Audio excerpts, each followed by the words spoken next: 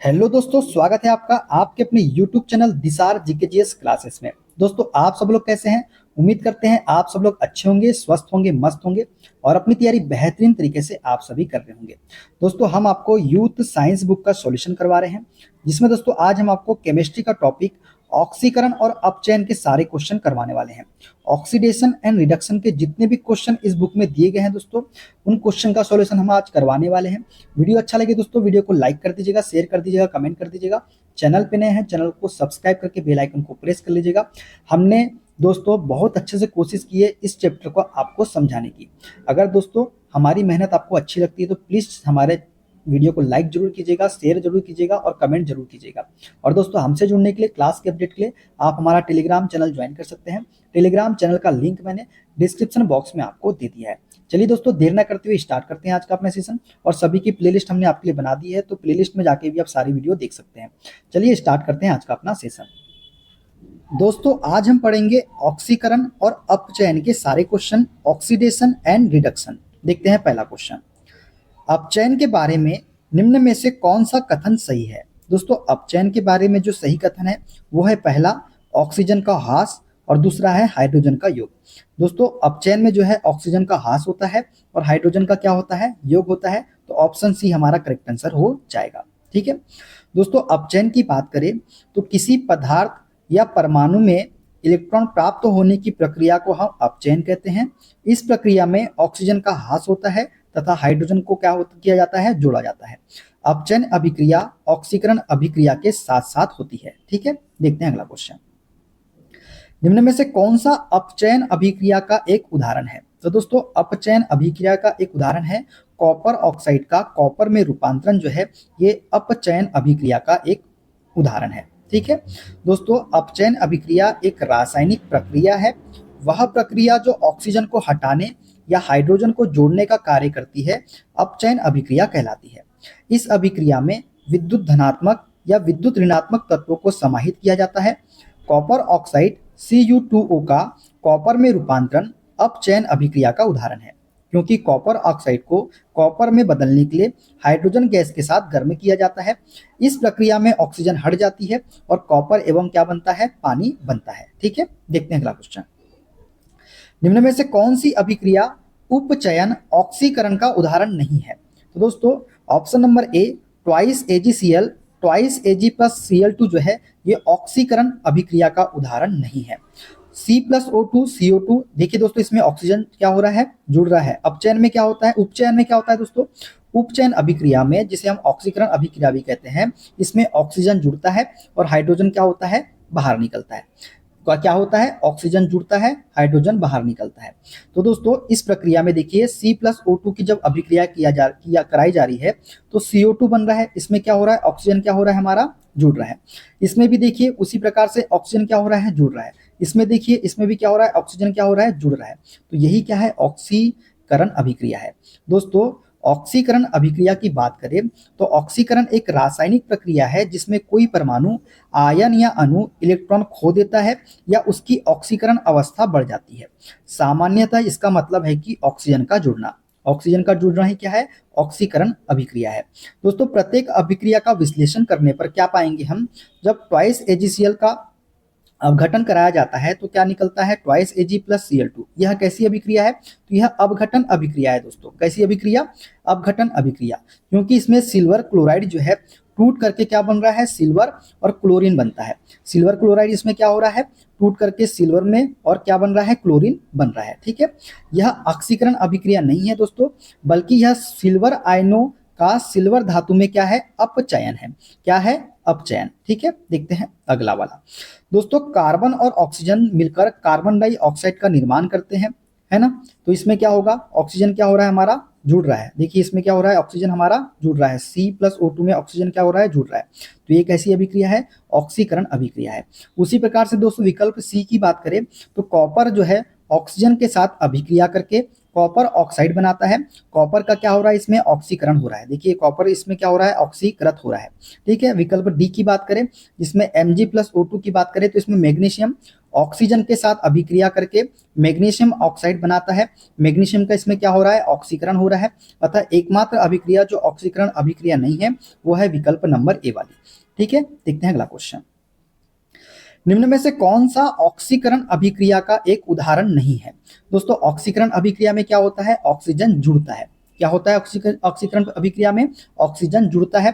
तो zinc oxide से zinc का निर्माण, इसमें ऑक्सीजन जुड़ नहीं रहा है दोस्तों, बल्कि क्या हो रहा है, ऑक्सीजन का ह्रास हो रहा है। ह्रास हो रहा है तो ह्रास किस अभिक्रिया में होता है, अपचयन अभिक्रिया में होता है। किस अभिक्रिया में होता है, अपचयन अभिक्रिया में।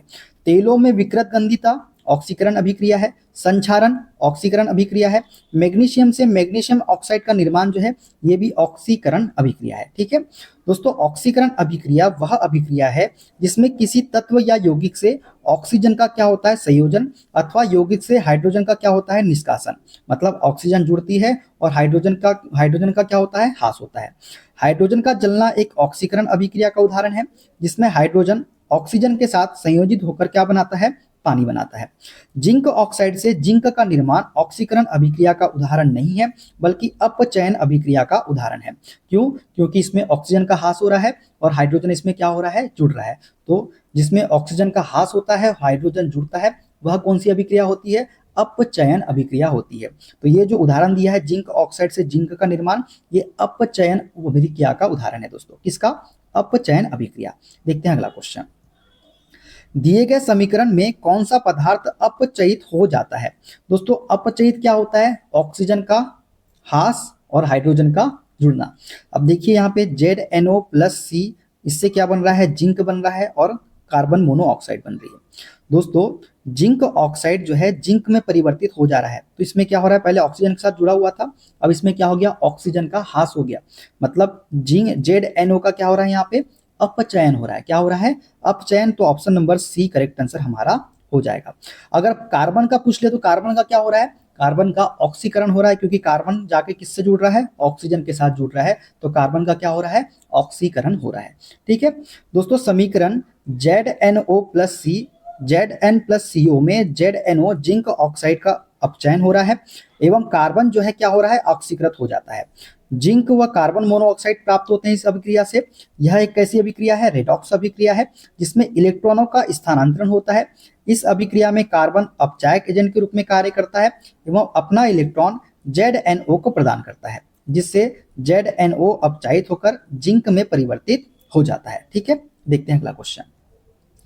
अभिक्रिया MnO2+4HCl MnCl2+2H2O+Cl2 में किसका अपचयन हो रहा है? अपचयन पूछा है दोस्तों। अपचयन क्या होता है, ऑक्सीजन का ह्रास होना, हाइड्रोजन का जुड़ना। अब इसमें देखिए यहाँ पे ऑक्सीजन का ह्रास किसका हो रहा है। देखिए दोस्तों यहाँ पे मैग्नीज डाइऑक्साइड दिया गया है और ये मैग्नीज जो है मैग्नीज डाइक्लोराइड में परिवर्तित हो रहा है। किसमें, मैग्नीज डाइक्लोराइड में।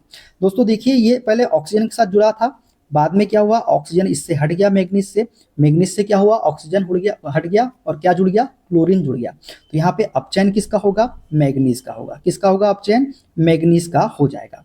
ठीक है, क्लियर हो गया दोस्तों। चलिए देखते हैं अगला क्वेश्चन। दोस्तों मैग्नीज की ऑक्सीकरण अवस्था कितनी होती है, +4, और ये किस में बदलती है, +2 में बदलती है। यह ऑक्सीकरण अवस्था में कमी है जिसका अर्थ है कि मैग्नीज ने इलेक्ट्रॉन प्राप्त किए और अपचयित हो रहा है। कौन, मैग्नीज। ठीक है, देखते हैं अगला क्वेश्चन। किसी रासायनिक अभिक्रिया के दौरान एक पदार्थ में हाइड्रोजन की वृद्धि क्या कहलाती है? दोस्तों दो चीज याद रखना है आपको, ऑक्सीकरण, अपचयन। ऑक्सीकरण में क्या होता है दोस्तों, ऑक्सीजन जुड़ता है और हाइड्रोजन क्या होता है, त्यागता है, मतलब निष्कासन होता है हाइड्रोजन का। ऑक्सीकरण में क्या होता है, हाइड्रोजन जुड़ता है, सॉरी दोस्तों, ऑक्सीजन जुड़ता है और हाइड्रोजन क्या होता है, निकलता है। तो क्या पूछा है, हाइड्रोजन की वृद्धि। हाइड्रोजन की वृद्धि हो रही है क्या ऑक्सीकरण में? नहीं दोस्तों, ऑक्सीकरण में क्या हो रहा है, हाइड्रोजन की कमी हो रही है। इसका ठीक विपरीत दोस्तों अपचयन की बात करें तो अपचयन अभिक्रिया में ऑक्सीजन का क्या होता है, ह्रास होता है और हाइड्रोजन का क्या होता है, योग होता है।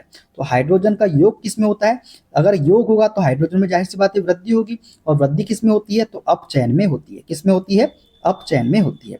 दोस्तों किसी रासायनिक प्रक्रिया के दौरान एक पदार्थ में हाइड्रोजन की वृद्धि जो है अपचयन कहलाती है। रासायनिक प्रतिक्रियाएं निम्न प्राथमिक प्रकार की होती है दोस्तों, कौन कौन सी? एक होती है हमारी संयोजन प्रतिक्रिया, एक होती है अपघटन प्रतिक्रिया, एक होती है विस्थापन प्रतिक्रिया, एक होती है दोहरी विस्थापन प्रतिक्रिया, और एक होती है ऊष्माक्षेपी या ऊष्माशोषी। ठीक है, देखते हैं अगला क्वेश्चन। ऑक्सीकरण अभिक्रिया के बारे में इनमें से कौन सा कथन सही है हमको बताना है। अब आप ही खुद बताइए, ऑक्सीकरण में क्या होता है? ऑक्सीकरण में ऑक्सीजन जुड़ता है और हाइड्रोजन का क्या होता है? त्याग होता है। क्या होता है? ऑक्सीजन जुड़ता है, हाइड्रोजन का क्या होता है? त्याग होता है। तो ऑक्सीकरण प्रक्रिया में ऑक्सीजन का ग्रहण करना, देखिए ऑक्सीकरण प्रक्रिया में ऑक्सीजन ग्रहण करने या हाइड्रोजन त्याग करने की प्रक्रिया को ही हम क्या बोलते हैं? ऑक्सीकरण बोलते हैं। तो ऑप्शन नंबर डी वाला हमारा करेक्ट आंसर हो जाएगा। कौन सा वाला? ऑप्शन नंबर डी वाला। ठीक है, क्लियर है? चलिए आगे बढ़ते हैं दोस्तों। ऑक्सीकरण ऑक्सीजन ग्रहण करने या हाइड्रोजन त्यागने की प्रक्रिया है। दूसरे शब्दों में ऑक्सीकरण वह प्रक्रिया है जिनमें पदार्थ के इलेक्ट्रॉन कम हो जाते हैं। ऑक्सीकरण संख्या किसी रासायनिक यौगिक में बंधे हुए किसी परमाणु के ऑक्सीकरण के दर्जे का सूचक होता है। किसका सूचक होता है? ऑक्सीकरण के दर्जे का। देखते हैं अगला क्वेश्चन। दी गई अभिक्रिया में ऑक्सीकृत होने वाले पदार्थ का चयन कीजिए। दोस्तों ये अभिक्रिया है 4Fe plus thrice O2 twice Fe2O3 में ऑक्सीकृत होने वाले पदार्थ का चयन करना है। दोस्तों ऑक्सीकृत की बात किया है तो ऑक्सीकरण अभिक्रिया क्या होती है? जिसमें ऑक्सीजन जुड़ता है और हाइड्रोजन का क्या होता है? ह्रास होता है। क्या होता है? ऑक्सीजन जुड़ता है, हाइड्रोजन का क्या होता है? ह्रास होता है। उसी प्रकार अपचयन की बात करें तो अपचयन में क्या होता है? ऑक्सीजन का ह्रास होता है और हाइड्रोजन क्या होता है? जुड़ता है। अब पूछा है ऑक्सीकृत होने के बारे में, मतलब इसमें क्या होगा? जिसमें भी ऑक्सीजन का योग होगा, मतलब जिसमें ऑक्सीजन जुड़ेगा वही क्या होगा? ऑक्सीकृत होगा। अब यहाँ देखिए दोस्तों, Fe यहाँ पे क्या है? सिंगल है, और यहाँ पे Fe के साथ क्या जुड़ रहा है? ऑक्सीजन जुड़ रहा है। मतलब जो Fe है हमारा, Fe जो है यही करेक्ट आंसर हो जाएगा। Fe का क्या हो रहा है? इसमें ऑक्सीकृत हो रहा है। कौन? Fe। दोस्तों 4Fe plus thrice O2 twice Fe2O3 में ऑक्सीकृत होने वाला पदार्थ Fe है। ध्यात्व है कि ऑक्सीकरण वह रासायनिक अभिक्रिया है जिसके फलस्वरूप किसी तत्व या यौगिक में विद्युत ऋणात्मक परमाणुओं का अनुपात जो है क्या हो जाता है? बढ़ जाता है। किसका? विद्युत ऋणात्मक परमाणुओं का अनुपात। देखते हैं अगला question. CuSO4 plus Mg MgSO4 plus Cu CuSO4 plus Mg, जब CuSO4 की क्रिया Mg के साथ कराई जाती है तो क्या बनता है? MgSO4 बनता है प्लस कॉपर बनता है। उपरोक्त अभिक्रिया में Mg डैश है। अब दोस्तों सबसे पहले देखिए Mg यहाँ पे सिंगल है। ठीक है, Mg क्या है? यहाँ पे सिंगल है। अब दोस्तों यहाँ पे Mg जो है SO4 के साथ जुड़ जा रहा है। इसका मतलब जो है क्या किया जा रहा है? इसमें इलेक्ट्रॉन खोकर क्या कर रहा है? ये ऑक्सीकृत किया जा सकता है। ठीक है, किसको? Mg को। तो ये जो Mg होगा हमारा, ये क्या होगा? अपचायक कर्मक होगा। क्या होगा? अपचायक कर्मक। क्यों अपचायक कर्मक होगा? क्योंकि उपरोक्त अभिक्रिया में मैग्नीशियम अपचायक कर्मक है। अपचायक कर्मक एक पदार्थ है जिसे उसके कुछ इलेक्ट्रॉनों को खोकर ऑक्सीकृत किया जा सकता है। तो राइट आंसर क्या हो जाएगा? ऑप्शन नंबर ए वाला, अपचायक कर्मक। ठीक है, देखते हैं अगला क्वेश्चन। किसी रासायनिक अभिक्रिया में जब कोई पदार्थ हाइड्रोजन ग्रहण करता है तो इस प्रक्रिया को डैश कहा जाता है। दोस्तों अभी हमने आपको स्टार्टिंग में बताया था, दो चीजें आपको याद रखना है, ऑक्सीकरण और अपचयन। अपचयन ऑक्सीकरण को क्या बोलते हैं? उपचयन भी बोलते हैं, ये भी आपको याद रखना है। दोस्तों ऑक्सीकरण में क्या होता है? ऑक्सीजन जुड़ता है और हाइड्रोजन क्या होता है? त्याग किया जाता है, मतलब कम किया जाता है। और बात करें अपचयन की, तो अपचयन में क्या होता है? ऑक्सीजन का ह्रास होता है और हाइड्रोजन क्या होता है? जुड़ता है, मतलब हाइड्रोजन का क्या होता है? योग होता है। अब दोस्तों हाइड्रोजन यहाँ पे ग्रहण कर रहा है, मतलब एक मान से योगी तो हो रहा है, हाइड्रोजन का क्या हो रहा है? योग हो रहा है। तो ये कौन सी अभिक्रिया है? अपचयन अभिक्रिया, ऑप्शन नंबर बी वाली।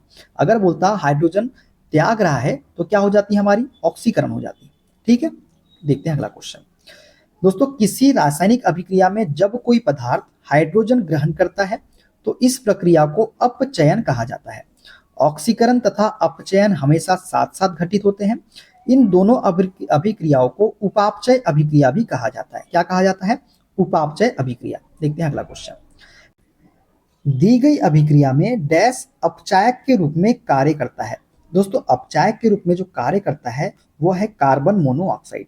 अब कैसे करता है, देखिए दोस्तों, इस अभिक्रिया में फेरिक ऑक्साइड जो है ये किस में बदल रहा है, लोहे में परिवर्तित हो जा रहा है। मतलब इसमें क्या हो रहा है, ऑक्सीजन था जुड़ा हुआ, ऑक्सीजन इससे क्या हो रहा है, हट रहा है, किससे, फेरिक ऑक्साइड से, और किस में चेंज हो रहा है, लोहे में परिवर्तित हो जा रहा है, तो दोस्तों इसमें जो फेरिक ऑक्साइड है इसका अपचयन हो रहा है। क्या हो रहा है, इसका अपचयन हो रहा है। क्यों अपचयन हो रहा है, अपचयन क्या होता है, ऑक्सीजन का ह्रास, हाइड्रोजन का जुड़ना। तो देखिए यहाँ पे ऑक्सीजन का ह्रास हुआ या नहीं हुआ, बिल्कुल ऑक्सीजन का ह्रास हुआ, इसलिए जिसमें फेरिक ऑक्साइड जो है Fe2O3 इसका क्या हो रहा है, अपचयन हो रहा है। ठीक है, क्या हो रहा है, अपचयन हो रहा है। अब अपचयन किसकी वजह से हो रहा है, अपचयन जो हो रहा है दोस्तों ये कार्बन मोनोऑक्साइड की वजह से हो रहा है। किसकी वजह से हो रहा है, कार्बन मोनोऑक्साइड की वजह से जो है इसमें क्या हो रहा है, अपचयन हो रहा है, क्योंकि कार्बन मोनोऑक्साइड जो है यहाँ Fe2O3 से ऑक्सीजन हटाने का कार्य कर रहा है। क्या कर रहा है, Fe2O3 से ऑक्सीजन को हटाने का कार्य कर रहा है। तो यहाँ पे जो कार्बन मोनोऑक्साइड है दोस्तों ये अपचायक के रूप में कार्य कर रहा है। और इसमें क्या हो रहा है दोस्तों, कार्बन मोनोऑक्साइड स्वयं ऑक्सीकृत होकर क्या कर रहा है, कार्बन डाइऑक्साइड बना रहा है। क्या कर रहा है, कार्बन डाइऑक्साइड बना रहा है।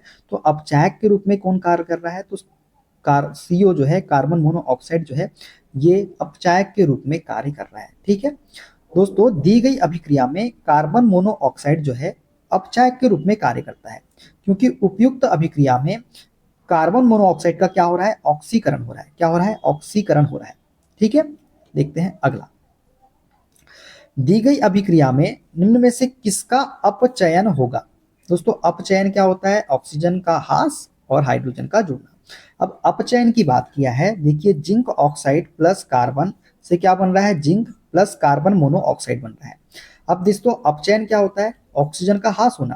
तो देखिए पहले यहाँ पे जिंक ऑक्साइड था, जिंक ऑक्साइड परिवर्तित हो गया, किस में बदल गया, जिंक में बदल गया। मतलब जिंक ऑक्साइड का क्या हो गया, अपचयन हो गया। क्या हो गया, अपचयन हो गया, क्योंकि इससे क्या है, ऑक्सीजन हट गया। तो दोस्तों ZNO से ऑक्सीजन हट गया और किस में बदल गया, जिंक में बदल गया। तो जिंक जो है ये क्या हो जाएगा, इसका राइट आंसर हो जाएगा। ठीक है, जिंक का क्या होगा, अपचयन होगा। और कार्बन में जा क्या हो रहा है दोस्तों, कार्बन में ऑक्सीजन जुड़ रहा है तो कार्बन का क्या होगा, ऑक्सीकरण होता है। ठीक है, तो जिंक का अपचयन होगा एवं कार्बन का क्या होगा, ऑक्सीकरण होगा। ठीक है, देखते हैं अगला क्वेश्चन। अपचयन के संबंध में इनमें से कौन सा कथन गलत है। दोस्तों अपचयन में क्या होता है, अपचयन में होता है ऑक्सीजन का निष्कासन, मतलब ऑक्सीजन का ह्रास होता है, हाइड्रोजन का संयोजन होता है। ठीक है, इलेक्ट्रॉन का ग्रहण होता है, लेकिन इलेक्ट्रॉन त्यागना नहीं होता दोस्तों, किसमें, अपचयन में। दोस्तों अपचयन अभिक्रिया में या तो हाइड्रोजन का संयोजन होता है अथवा ऑक्सीजन का क्या होता है, निष्कासन होता है। यह ऑक्सीकरण अभिक्रिया का प्रतिलोम है।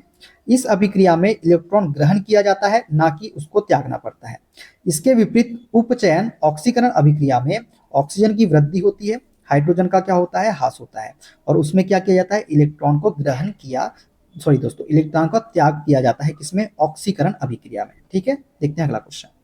आभूषणों के धूमिल होने का एक उदाहरण है। दोस्तों आभूषणों के धूमिल होने का एक उदाहरण है ऑक्सीकरण अभिक्रिया। कौन सी, ऑक्सीकरण अभिक्रिया। दोस्तों ऑक्सीकरण अभिक्रिया के कारण आभूषणों का रंग धूमिल हो जाता है। उदाहरण की बात करें, फेरस क्लोराइड से फेरिक क्लोराइड बनने में फेरस आयन परिवर्तित होकर फेरिक आयन हो जाता है। कौन सा आयन, फेरस आयन किस में बदल जाता है, फेरिक आयन में बदल जाता है। ठीक है, देखते हैं अगला क्वेश्चन। यदि कोई अभिकारक किसी अभिक्रिया में ऑक्सीजन प्राप्त करता है तो वह किस प्रक्रिया से गुजर रहा है, तो ऑक्सीजन का जुड़ना, ऑक्सीकरण अभिक्रिया। ठीक है, यदि कोई अभिकारक किसी अभिक्रिया में ऑक्सीजन प्राप्त करता है तो उसे ऑक्सीकरण प्रक्रिया से गुजरना कहते हैं। किसी पदार्थ में से हाइड्रोजन या किसी धन विद्युत तत्व का निकलना ऑक्सीकरण कहलाता है। इस प्रक्रिया में इलेक्ट्रॉन का क्या होता है, त्याग होता है। क्या होता है इस प्रक्रिया में, इलेक्ट्रॉन का त्याग होता है। ठीक है, देखते हैं अगला। डैश की क्रिया द्वारा सल्फर से सल्फाइड आयन का निर्माण होता है। तो दोस्तों अपचयन की क्रिया के द्वारा सल्फर से सल्फाइड आयन का निर्माण होता है। किसी पदार्थ में ऑक्सीजन ऋण विद्युतीय तत्व के निष्कासन या हाइड्रोजन धन विद्युतीय तत्व के समावेश को अपचयन कहा जाता है। अपचयन की क्रिया द्वारा सल्फर से सल्फाइड आयन का निर्माण होता है। अपचयन अभिक्रिया का उदाहरण है दोस्तों मर्क्यूरी ऑक्साइड से ऑक्सीजन का निष्कासन। ठीक है, देखते हैं अगला क्वेश्चन। नीचे दी गई अभिक्रिया के बारे में कौन से कथन सत्य है। दोस्तों हमको बताना है नीचे जो अभिक्रिया दी गई है इसमें कौन सा कथन सत्य है। Twice ZnO plus C twice Zn plus CO2। दोस्तों इसमें जो देखिए यहाँ पे जिंक ऑक्साइड जो है ये किस में परिवर्तित हो रहा है, जिंक में परिवर्तित हो रहा है। मतलब जिंक जो है ऑक्सीजन क्या कर रहा है, त्याग रहा है। मतलब ऑक्सीजन का जिंक में क्या हो रहा है, ह्रास हो रहा है। और जब भी ऑक्सीजन का ह्रास होता है तो क्या होता है, अपचयन अभिक्रिया होती है। तो यहाँ पे जिंक का क्या हो रहा है दोस्तों, अपचयन हो रहा है। क्या हो रहा है, जिंक का अपचयन हो रहा है। कार्बन का ऑक्सीकरण हो रहा है, बिल्कुल दोस्तों कार्बन का ऑक्सीकरण हो रहा है क्योंकि कार्बन यहाँ पे सिंगल था, अब ये किससे जुड़ गया, ऑक्सीजन जाके जुड़ गया। और ऑक्सीकरण में क्या होता है, ऑक्सीजन का जुड़ना। तो कार्बन का क्या हो रहा है, ऑक्सीकरण हो रहा है। क्या हो रहा है, कार्बन का ऑक्सीकरण हो रहा है, जिंक का अपचयन हो रहा है। जिंक का ऑक्सीकरण हो रहा है क्या दोस्तों, नहीं, जिंक का ऑक्सीकरण नहीं हो रहा है दोस्तों। जिंक का ऑक्सीकरण होता तो क्या होता, ऑक्सीजन जुड़ता, ना कि ऑक्सीजन का ह्रास होता। तो ये तो गलत हो गया दोस्तों। कार्बन का अपचयन हो रहा है दोस्तों, कार्बन का अपचयन हो रहा है क्या, कार्बन का अपचयन नहीं हो रहा है दोस्तों, क्योंकि अपचयन क्या होता है, ऑक्सीजन का ह्रास होना। क्या होना, ऑक्सीजन का ह्रास होना ही क्या है, अपचयन है। लेकिन यहाँ तो कार्बन के साथ ऑक्सीजन जुड़ रहा है, मतलब ये ऑक्सीकरण हो रहा है कार्बन का, तो ये भी गलत है। तो पहला और दूसरा ऑप्शन हमारा करेक्ट आंसर हो जाएगा। ठीक है, अगला क्वेश्चन देखते हैं दोस्तों। यदि कोई पदार्थ अभिक्रिया के दौरान ऑक्सीजन ग्रहण करता है तो उसे डैश कहा जाता है, तो ऑक्सीकृत हुआ कहा जाता है दोस्तों। यदि कोई पदार्थ अभिक्रिया के दौरान ऑक्सीजन ग्रहण करता है, अभिक्रिया के दौरान पदार्थ द्वारा ऑक्सीजन को ग्रहण करना अथवा इलेक्ट्रॉनों को त्यागना ऑक्सीकरण कहलाता है। यदि कोई पदार्थ अभिक्रिया के दौरान ऑक्सीजन ग्रहण करता है तो उसे ऑक्सीकृत हुआ कहा जाता है। ठीक है, देखते हैं अगला क्वेश्चन। दी गई अभिक्रिया में किस पदार्थ का ऑक्सीकरण होता है। दोस्तों ये अभिक्रिया है twice Cu plus O2 twice CuO में किस पदार्थ का ऑक्सीकरण हो रहा है, हमको ये बताना है। ऑक्सीकरण में क्या होता है, ऑक्सीजन जुड़ता है। अब दोस्तों देखिए यहाँ पे कॉपर था, कॉपर के साथ में क्या जुड़ रहा है, ऑक्सीजन क्या हो रहा है, जुड़ रहा है। तो कॉपर के साथ में ऑक्सीजन जुड़ रहा है, तो मतलब कॉपर का क्या हो रहा है, ऑक्सीकरण हो रहा है। क्या हो रहा है, कॉपर का ऑक्सीकरण हो रहा है। ठीक है दोस्तों, दी गई अभिक्रिया में केवल कॉपर का ऑक्सीकरण हो रहा है। ठीक है, देखते हैं अगला क्वेश्चन। जिंक से जिंक आयन का निर्माण किसके कारण होता है। दोस्तों जो जिंक से जिंक आयन का निर्माण जो है ये ऑक्सीकरण के कारण होता है। किसके कारण होता है, ऑक्सीकरण के कारण होता है। जिंक से जिंक आयन का निर्माण ऑक्सीकरण के कारण होता है। ऑक्सीकरण वह रासायनिक प्रक्रिया है जिसमें तत्व व यौगिक अभिक्रिया के फलस्वरूप इलेक्ट्रॉनों का क्या करते हैं, त्याग करते हैं। ठीक है, देखते हैं अगला क्वेश्चन। हाइड्रोजन कार्बन मोनोऑक्साइड और कार्बन द्वारा इनमें से किस तत्व के ऑक्साइड का अपचयन नहीं किया जा सकता। तो दोस्तों हाइड्रोजन कार्बन मोनोऑक्साइड और कार्बन के द्वारा जो है कैल्शियम तत्व के ऑक्साइड का अपचयन नहीं किया जा सकता। किसका, कैल्शियम का। देखते हैं अगला क्वेश्चन। निम्न रासायनिक अभिक्रिया में कौन सी रासायनिक जाति ऑक्सीकृत हो रही है। दोस्तों ये अभिक्रिया है CuO plus hydrogen copper plus जल। तो दोस्तों इसमें हमको बताना है कौन सी जाति जो है ऑक्सीकृत हो रही है। ऑक्सीकृत मतलब ऑक्सीजन का जुड़ना। ऑक्सीकृत कौन सी हो रही है दोस्तों, ये हो रही है हमारी हाइड्रोजन। हाइड्रोजन क्यों, हाइड्रोजन क्या हो रहा है, यहाँ पे था देखिए हाइड्रोजन के साथ में क्या जुड़ रहा है, ऑक्सीजन जुड़ रहा है। तो हाइड्रोजन ही जो है हमारी क्या हो रही है, ऑक्सीकृत हो रही है। Option number C correct answer हो जाएगा। कॉपर ऑक्साइड की बात करें, कॉपर ऑक्साइड की बात करें दोस्तों, तो कॉपर ऑक्साइड जो है इसका क्या हो रहा है, इसका जो है अपचयन हो रहा है दोस्तों। क्या हो रहा है, अपचयन हो रहा है। क्यों अपचयन हो रहा है, क्योंकि कॉपर ऑक्साइड से ऑक्सीजन का क्या हो रहा है, ह्रास हो रहा है। ठीक है, देखते हैं अगला दोस्तों। रासायनिक अभिक्रिया CuO प्लस H2 में कॉपर प्लस जल बनते हैं। इसमें H2 रासायनिक जाति ऑक्सीकृत हो रही है। ऐसी अभिक्रिया में यदि कोई पदार्थ ऑक्सीजन प्राप्त करता है या हाइड्रोजन खोता है तो इसे ऑक्सीकृत कहा जाता है। अर्थात दी गई प्रतिक्रिया में हाइड्रोजन पानी बनाने के लिए ऑक्सीजन प्राप्त करता है, जबकि कॉपर ऑक्साइड ऑक्सीजन खोकर कॉपर बनता है। अर्थात इस अभिक्रिया में H2 ऑक्सीकृत है और CuO क्या है, अपचयित हो रहा है। ठीक है, देखते हैं अगला क्वेश्चन।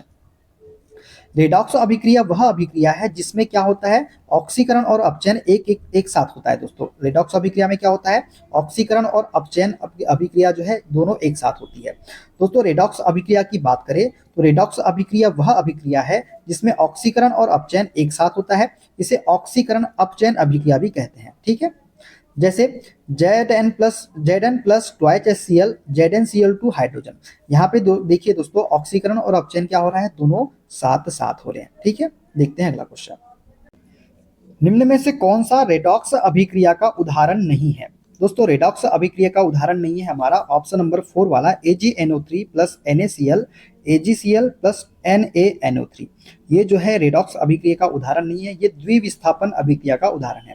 द्विविस्थापन के अभिक्रिया में क्या होता है, Ag ने किसको ले लिया, Cl2 के साथ ले लिया, Na ने किसको लिया, NO3 को ले लिया, तो क्या हुआ, द्विविस्थापन यहाँ पे हुआ। क्या हुआ, द्विविस्थापन अभिक्रिया हो रही है यहाँ पे, ना कि रेडॉक्स अभिक्रिया। ZNO plus C Zn plus CO में रेडॉक्स अभिक्रिया है। MnO2 plus 4HCl MnCl2 plus twice H2O plus Cl2 redox अभिक्रिया है। 4Na plus O2 twice Na2 क्या है, रेडॉक्स अभिक्रिया है। ठीक है, कितनी है, कौन सी अभिक्रिया है, रेडॉक्स अभिक्रिया है। तो जो चौथा वाला है दोस्तों, ये रेडॉक्स अभिक्रिया नहीं है। दोस्तों रेडॉक्स अभिक्रिया वह अभिक्रिया है जिसमें ऑक्सीकरण एवं अपचयन दोनों साथ साथ होते हैं।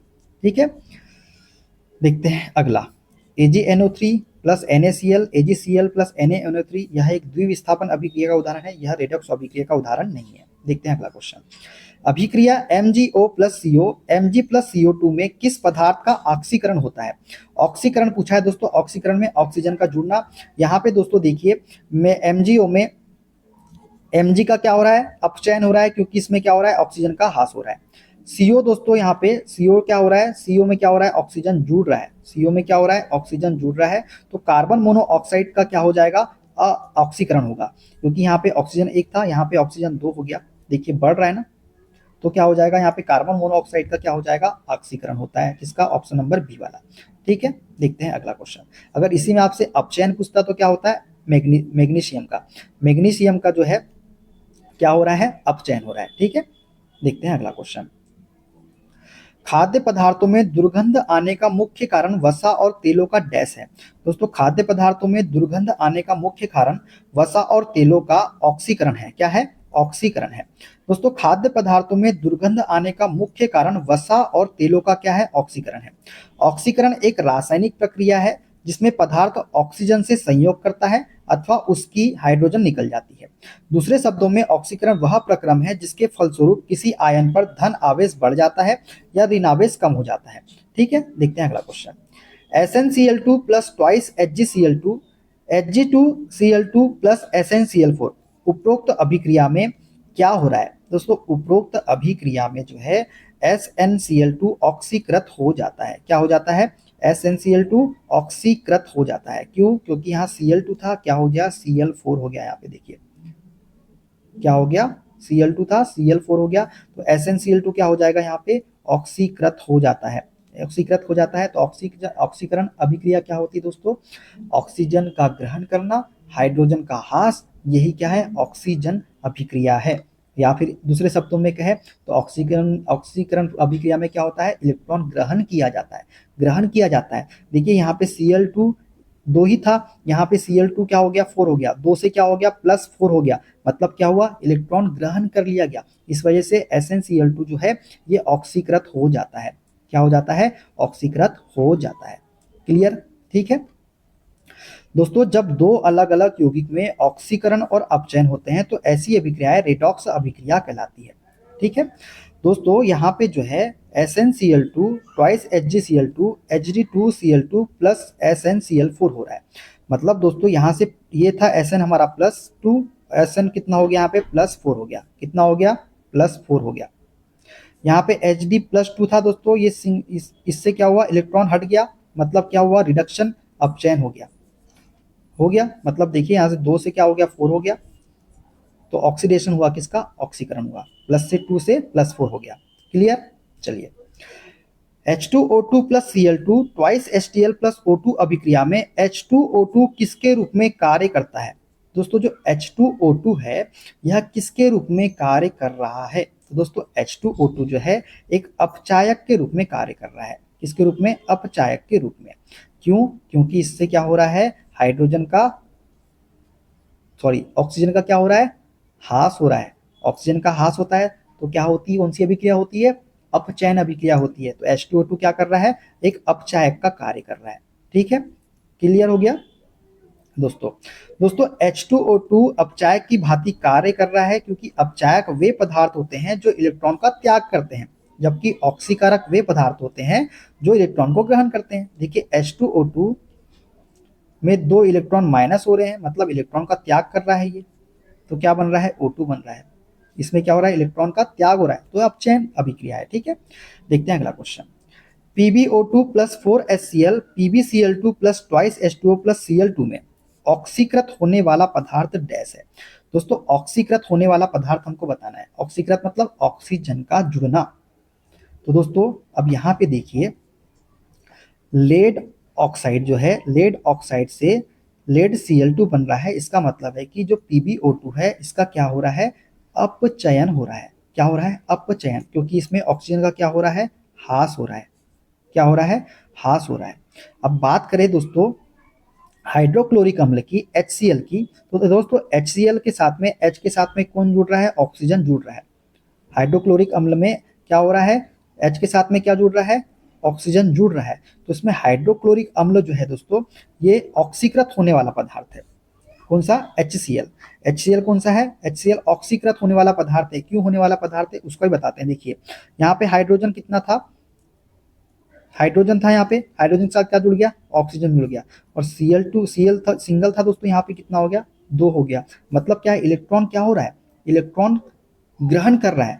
कौन, हाइड्रोजन और Cl, हाइड्रोजन और क्लोरीन दोनों ही क्या कर रहे हैं, इलेक्ट्रॉन ग्रहण कर रहे हैं, तभी तो ये बन रहे हैं। क्लियर हुआ, हाइड्रोजन क्या कर रहा है यहाँ पे, इलेक्ट्रॉन ग्रहण कर रहा है, और क्लोरीन भी क्या कर रहा है यहाँ पे, इलेक्ट्रॉन ग्रहण कर रहा है। क्लियर हो गया।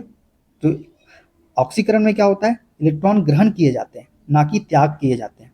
समझे, क्लियर है।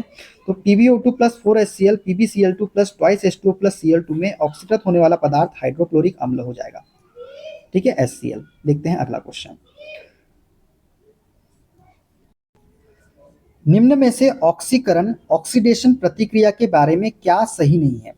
एक पदार्थ में ऑक्सीजन की अनुवृद्धि या उसमें से हाइड्रोजन हटाने को ऑक्सीकरण कहा जाता है। बिल्कुल सत्य बात है दोस्तों, ऑक्सीजन का जुड़ना, हाइड्रोजन का घटना हटना। ठीक है, वह पदार्थ जो ऑक्सीकरण के लिए ऑक्सीजन देता है या हाइड्रोजन को हटाता है उसे ऑक्सीकारक कहा जाता है। बिल्कुल सत्य बात है दोस्तों।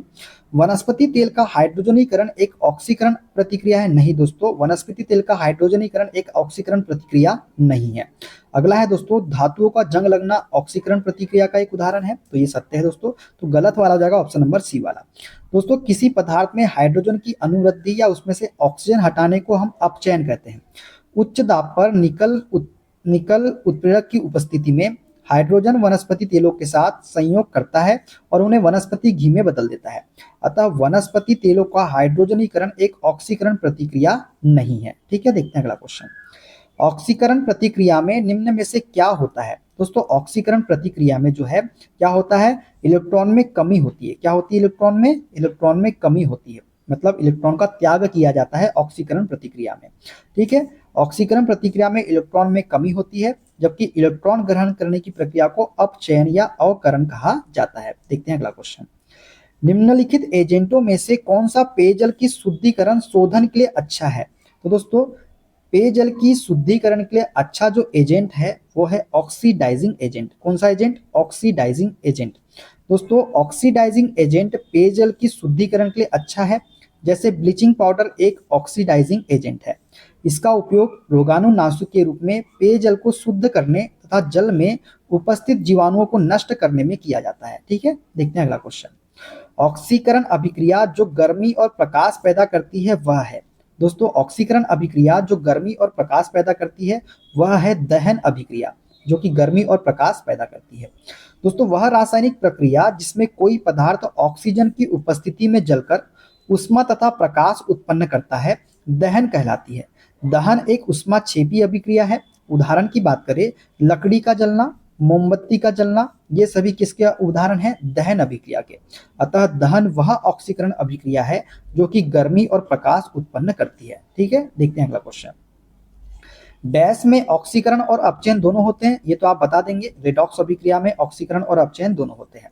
दोस्तों रेडॉक्स अभिक्रिया वह अभिक्रिया है जिसमें एक अभिकारक का ऑक्सीकरण होता है एवं दूसरे अभिकारक का अपचयन होता है। रेडॉक्स अभिक्रिया का उदाहरण कौन कौन सा है, तो CuSO4 plus SO4 plus ZnSO4 plus CO। ठीक है, उपरोक्त अभिक्रिया में ZnSO4 में क्या हो रहा है, ऑक्सीकरण हो रहा है, और CuSO4 का CO में क्या हो रहा है, अपचयन हो रहा है। ठीक है, क्लियर हो गया। चलिए देखते हैं अगला। अभिक्रिया के संबंध में निम्न कथनों में से कौन सा गलत है, ये हमको बताना है। ट्वाइस पीबीओ प्लस सी, ट्वाइस पीबी प्लस CO2। दोस्तों कार्बन डाइऑक्साइड उपचयन हो रहा है। दोस्तों कार्बन डाइऑक्साइड उपचयन का मतलब क्या होता है? ऑक्सीकरण, मतलब कार्बन डाइऑक्साइड में ऑक्सीजन का जुड़ना। तो क्या है यहाँ पे कार्बन डाइऑक्साइड में ऑक्सीजन का जुड़ना? यहाँ तो कार्बन डाइऑक्साइड है ही नहीं दोस्तों, यहाँ तो कार्बन है। कार्बन में जुड़ेंगे ऑक्सीजन तो क्या बन रही है? कार्बन डाइऑक्साइड गैस बन रही है। मतलब कार्बन का क्या हो रहा है? उपचयन हो रहा है, मतलब ऑक्सीकरण हो रहा है। तो ये तो कथन गलत है दोस्तों, ये वाला, क्योंकि कार्बन डाइऑक्साइड का उपचयन नहीं हो रहा दोस्तों, क्योंकि कार्बन डाइऑक्साइड यहाँ पे नहीं दिया गया है, ना ही कार्बन डाइऑक्साइड में कोई ऑक्सीजन गैस जुड़ रही है। ये तो इसके विपरीत है ना, क्योंकि कार्बन जो है ये कार्बन डाइऑक्साइड में परिवर्तित हो रहा है, मतलब कार्बन में ऑक्सीजन जुड़ रहा है, मतलब कार्बन का उपचयन हो रहा है, ना कि कार्बन डाइऑक्साइड का। तो पहला वाला तो गलत हो गया दोस्तों हमारा। लेड अपचयन होता जा रहा है। दोस्तों लेड, सिर्फ लेड अपचयन हो रहा है क्या? लेड ऑक्साइड अपचयन हो रहा है दोस्तों। देखिए लेड यहाँ पे चेंज होकर क्या हो रहा है? ऑक्सीजन का त्याग हो रहा है, मतलब ह्रास हो रहा है ऑक्सीजन का। तो लेड ऑक्साइड का जो है अपचयन हो रहा है, ना कि लेड का। तो ये तो गलत है दोस्तों, दूसरा वाला भी गलत। कार्बन का उपचयन हो गया है, हाँ हाँ बिल्कुल कार्बन का उपचयन हो गया। कार्बन जो था इसने ऑक्सीजन ग्रहण कर लिया और CO2 गैस बना दिया, मतलब कार्बन का क्या हो रहा है? उपचयन हो रहा है, मतलब ऑक्सीकरण हो रहा है। ठीक है। लेड ऑक्साइड अपचयन हो रहा है, बिल्कुल सही बात है दोस्तों। लेड ऑक्साइड जो है ये अपचयन हो रहा है, किसमें? लेड में। तो लेड ऑक्साइड किसमें बदल जा रहा है? लेड में बदल जा रहा है। तो सी और डी हमारे सही हो जाएंगे, गलत हो जाएंगे ए और बी वाला कथन। तो ऑप्शन नंबर सी हमारा करेक्ट आंसर हो जाएगा। ठीक है, क्लियर हो गया।